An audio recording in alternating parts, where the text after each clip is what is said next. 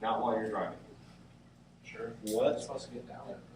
You're supposed to be aware of all things when you're driving. All right, now let's take a look at this next image. Yields. It's water. So what do we have here? What do we call those? We just learned about those. Okay, the curve is called a meander, but what are the white stuff? Point bars. Point bar depositions.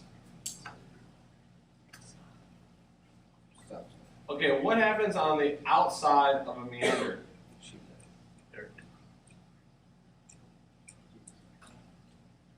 We just talked about that. Gains more land. What happens on the outside of the meander?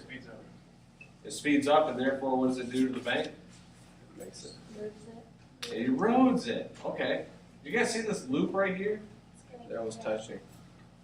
Right now, there's this very thin piece of land.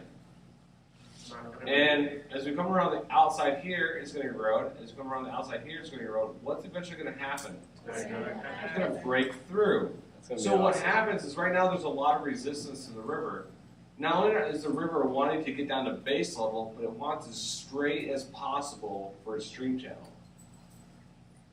So what it'll do is actually block off, and it'll cut through that rock. And then what we're left with is a single stream channel that's able to go somewhat straight. And you can see that it'll happen right here as well. So that's a little thin. So it'll keep eroding here and eroding there, and eventually you get a whole new stream channel that it cuts through right there.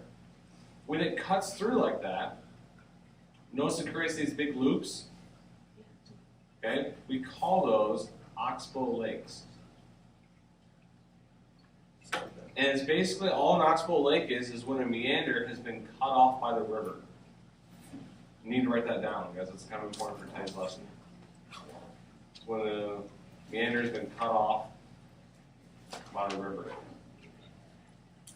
And so this is basically what it'll look like. If you look at any map of the Mississippi River, you'll see tons of these.